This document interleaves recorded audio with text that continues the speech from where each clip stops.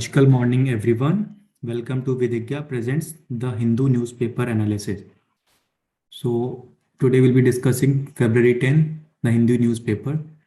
The important topics in the today's newspaper are scientists set new record in fusion energy, and then another topic is inquires carries out coastal vulnerability assessment. The third topic will be the French format. The fourth important topic that we'll be discussing is Quad ministers set to meet in Australia. And the final topic for today's discussion will be understanding the new central media accreditation guidelines. So these are the five topics for today's discussion. Topic number 1, scientists set new record in fusion energy. So why this topic is in news?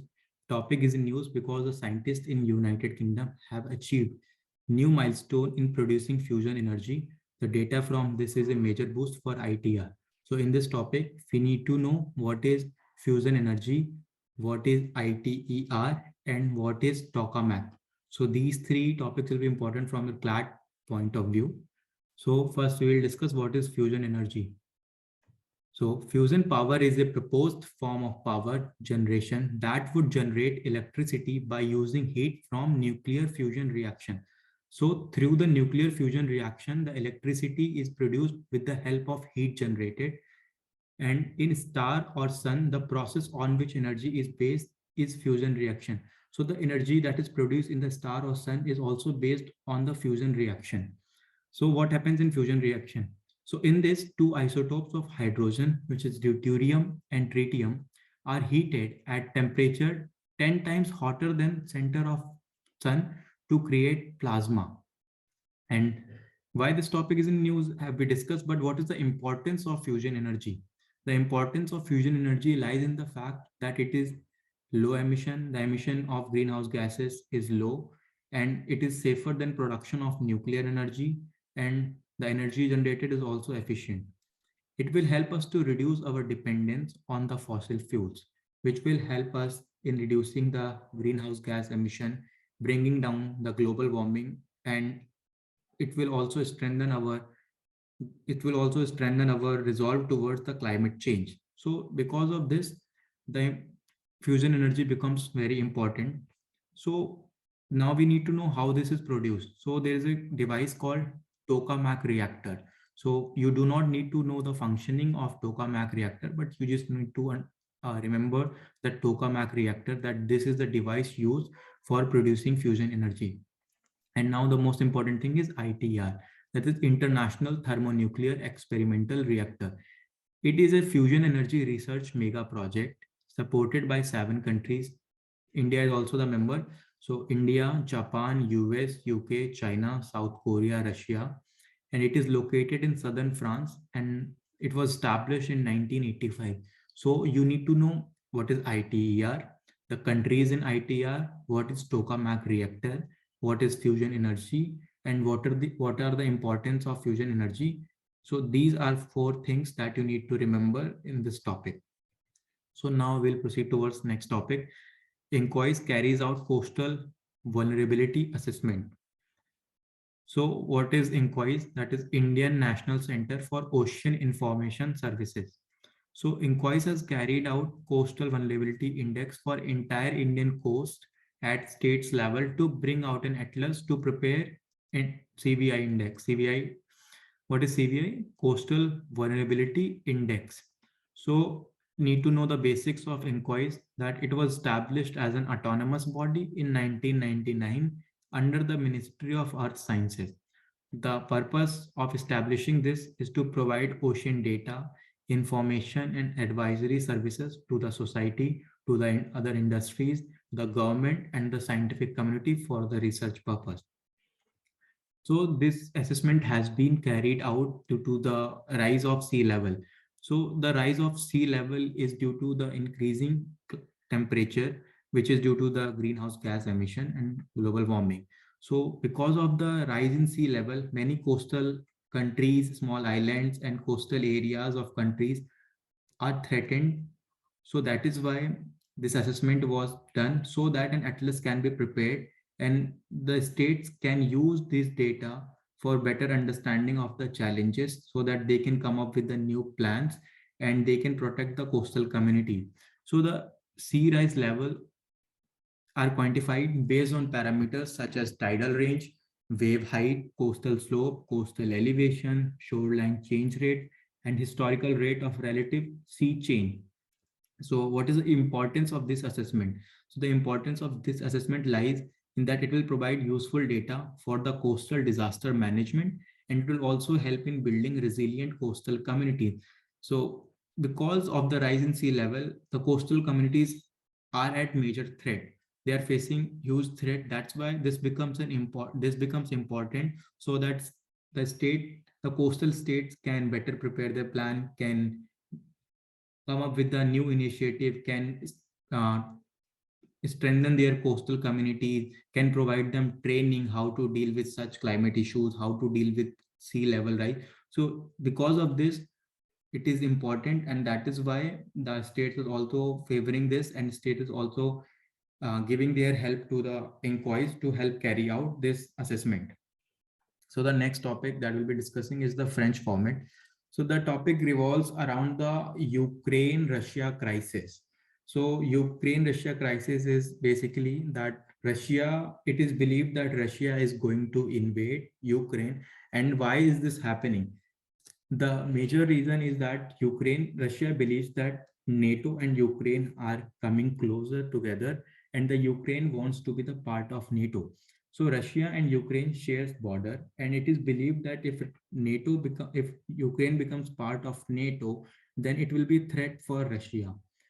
For and what is more important, Russia believes that the NATO countries and European countries are setting up their military infrastructure and installing their military equipment in the Eastern European nation, which are closer to Russia, and that's why Russia believes that it is within their range, that these weapons are within the range of Russia, and the European countries can target Russia. That is why Russia is doing such action, that Russia is planning to invade Ukraine. So for last 1.5 months, this crisis is going on. It is a major crisis because European countries are involved. One of the major power, Russia, is involved, and the USA is also involved. So you also need to know what is NATO. So NATO is a North Atlantic Treaty Organization. It was established in the year 1949. It was established on the principle of collective defense mechanism. The collective defense mechanism is basically that all those countries which are part of NATO, and if one of the countries of NATO is attacked by other countries, any external countries, then all the countries of NATO will retaliate together against that country. So this is the basic principle on which NATO is based. So now we'll discuss the Normandy format. So Normandy format is Normandy talks, which involve countries such as Germany, Russia, Ukraine, and France. So Normandy format is important because it involves both the countries, Russia and Ukraine, which are in conflict these days. Therefore, this is important. So you need to remember what is Normandy format. What are the countries, which all are countries in Germany in Normandy format? There are 4 countries. So remember these 4 countries. So the representatives of these countries informally met during 2014 D-Day celebration. We will be discussing D-Day celebration in Normandy in an effort to resolve war in Donbass. So what is D-Day? D-Day is a code name Operation Neptune, referred as D-Day. It was the largest seaborne invasion in the history. The operation began the liberation of France and laid the foundations of Allied victory on Western Front. So in this topic, you need to know little bit about Ukraine-Russia crisis. You need to know NATO. You do not have to remember the countries in NATO. And then you need to know Normandy format, the countries in Normandy format, and what is Operation Neptune and what is D-Day. So these are the important points that you need to remember. Now we'll be discussing the next topic, that is understanding the new central media accreditation guidelines. So why in news? In news because central government has issued Central Media Accreditation Guidelines 2022. So what is this? What are these guidelines? So these guidelines outlines the condition for withdrawal of accreditation if a journalist acts in a manner which is prejudicial to the country's security. So there are other conditions given for the withdrawal of accreditation, and these conditions are country's security, country's sovereignty and integrity, and also friendly relations with foreign states. So most of these provisions are drawn from Article 19, Clause 2 of Indian Constitution, which prescribes restrictions to free speech guaranteed to every citizen. So these are the conditions on which accreditation can be withdrawn and how this will be implemented. So the Government of India shall constitute Central Media Accreditation Committee, which will be chaired by the Principal Director General, Press Information Bureau, and comprising up to 25 members to be nominated by Government of India to interpret the guidelines for withdrawal of accreditation. So you remember this, you have to remember this Central Media Accreditation Committee, the chairperson of Central Media Accreditation Committee, and the members. So this is the basic information that you need to remember, and the condition for withdrawal also needs to be remembered. So what are the major concerns? So in 2022, Paris-based Reporter Without Border ranked India 144 out of 180 countries on the World Press Freedom Index. And therefore, already the India's position in press freedom is already very low. And the experts point out that these new guidelines carry the threat to the functioning of free and fair media, because since the guidelines, the terms used for withdrawals are very vague, that is country's security, sovereignty, integrity, and friendly relation. So there is no definition for such words, that what defines country's security, what defines country's sovereignty. So because of this, there is a wide power given to this committee, and accordingly the committee can withdraw the accreditation of the journalist. Therefore, it is believed that it is a threat to the free and fair media, and free and fair media in today's world is very important for getting the right information on which the people make their choices.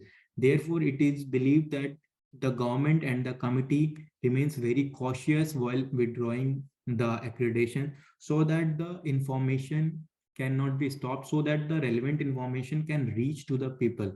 And right to information is also a fundamental right under Article 19 of Indian Constitution.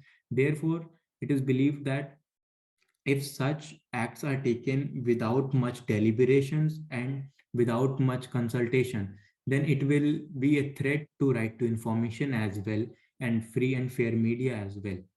So information that you need to remember is conditions for withdrawal, the committee, the chairperson of committee, and then you also need to remember World Press Freedom Index and Reporters Without Border, which releases the World Press Freedom Index. And these are the information that you need to remember. So you do not need to remember the ranking, because ranking will change again this year.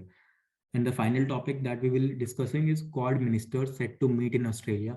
So in this topic, it is discussed that the Quad ministers will be meeting when, and what are the points they will be discussing. So this is the basic information, but we need to go more into detail and know what is Quad, what are which all are countries in the Quad, the purpose of Quad. So why this topic is in news? Because the ministers of Quad group set to meet to discuss cooperation on issues such as vaccines, technology, infrastructure, supply chain, climate change, security, among other issues. So what is Quad? Quad is Quadrilateral Security Dialogue. Quad is an informal strategic forum of four nations, India, Australia, Japan, and USA. The group for the first time meet in 2007. So you must remember that Quad is a very important topic. So you need to know the members in the Quad and when it first met. That is 2007, and the countries are India, Australia, Japan, and USA. And then prime objective of Quad. The prime objective of Quad is to work for free, open, and inclusive Indo-Pacific region. So Indo-Pacific region is Indian Ocean region and Central Pacific Ocean region. So this whole region is known as Indo-Pacific region. And then you need to know about the Malabar exercise. That Malabar exercise is a naval exercise between the members of Quad, that is Australia, India, USA, and Japan.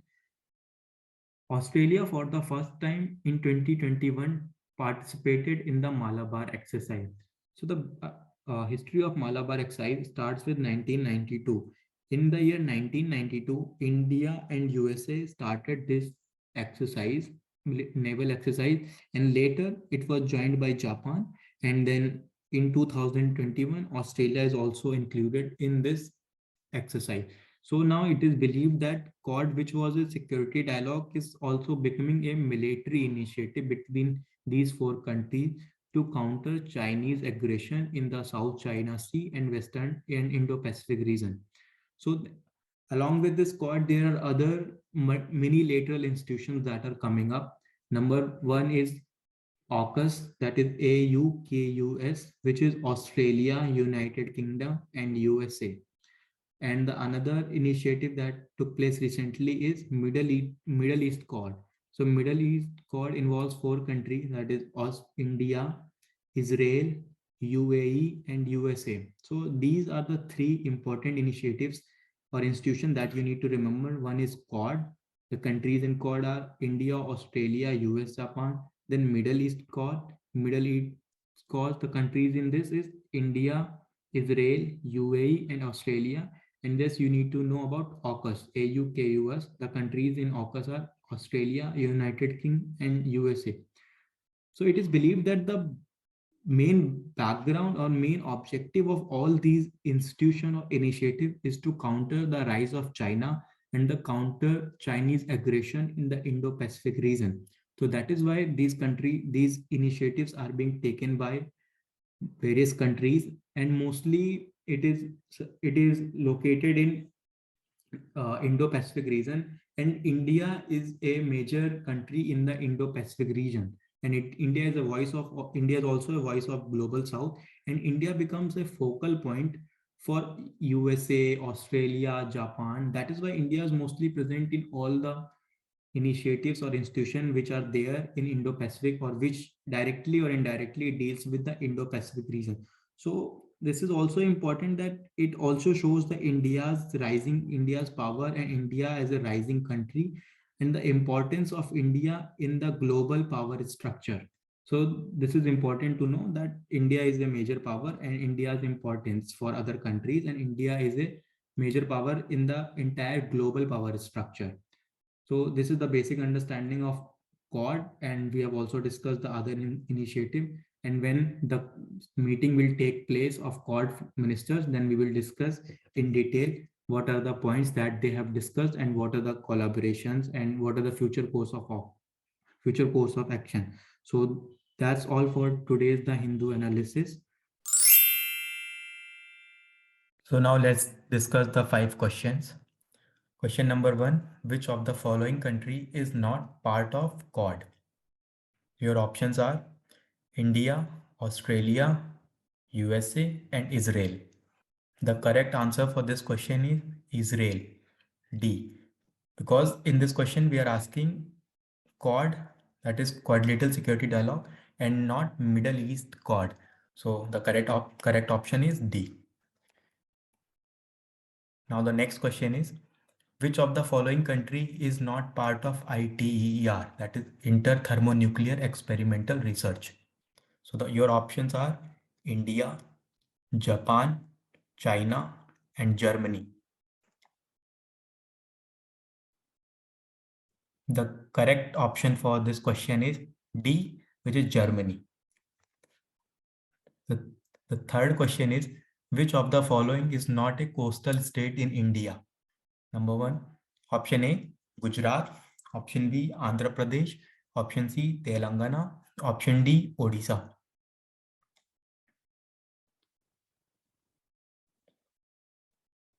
The correct option is Telangana. The question number 4, which of the following is not a condition for withdrawal of media accreditation as per Central Media Accreditation Guidelines 2022? Your options are option A, national security. Option B, national sovereignty. Option C, freedom of speech. Option D, integrity. So the right option for this question is option number C, that is freedom of speech.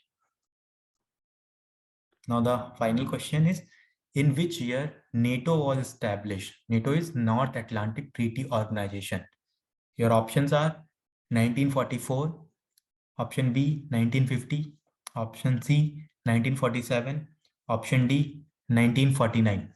The correct option is option D, that is 1949.